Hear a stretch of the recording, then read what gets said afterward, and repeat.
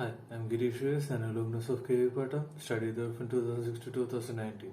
I'm here to do the FaB Challenge. The book I picked for the challenge is a web novel series, A Practical Guide to Evil by ErraticErrata. Right now, there are 6 finished books and an ongoing 7th and final book, with new chapters coming out every Tuesday and Friday. The series started in March 2015 and I caught up to it in February 2018 and have been keeping up with it since, but I reread the series this summer, so it counts for the challenge. The story is a reimagining of the standard high fantasy novel tropes. The world it is set in, known as creation, follows story logic, like a hero always surviving a fall from a cliff, orphans finding magical swords and stones, etc. due to a force known as fate. People know about the effect fate has, so they maneuver around stories to get a favorable position for them. The people whom fate pays attention to are invested with a role, and when the role crystallizes, they become basically superhumans, known as named. In this story, the main conflict on the cosmic scale is the wager between the gods above and the gods below, on the sides of good and evil respectively. That's capital G good and capital E evil, to decide which one of them is philosophically right. Capital G good and capital E evil does not exactly correspond to a moral good and evil. Good is based on following the societal rules for the sake of the community, so it more or less corresponds to good.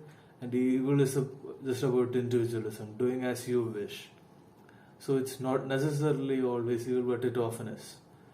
The named are the warriors of the gods by which the wager is to be settled, and they could be heroic names like White Knight and Grey Pilgrim, or villainous names like Black Knight or Red Empress, or it could be ambiguous names like Ranger or Archer.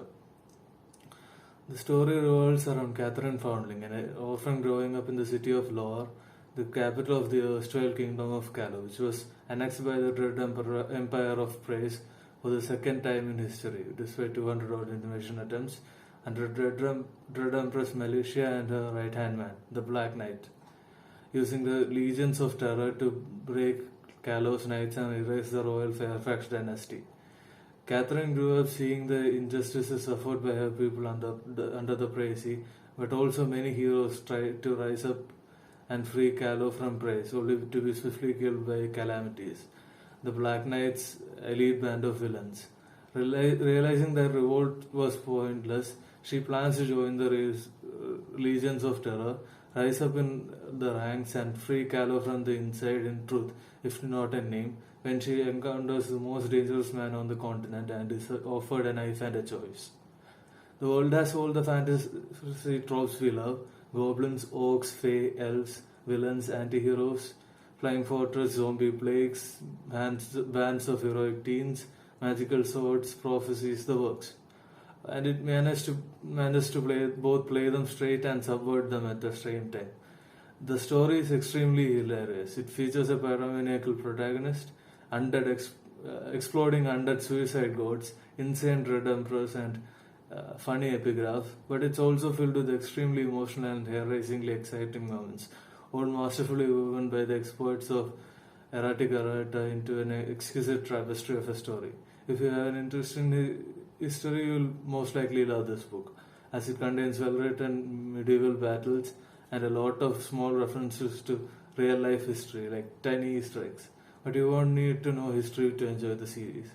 This is honestly my favorite book right now. Everything is extremely well written. The humor is on point. I highly recommend catching up to the series right now because the chapters are structured a bit episodically, so it's best when read as it comes out. The link to the first chapter is provided in the summary I gave. So please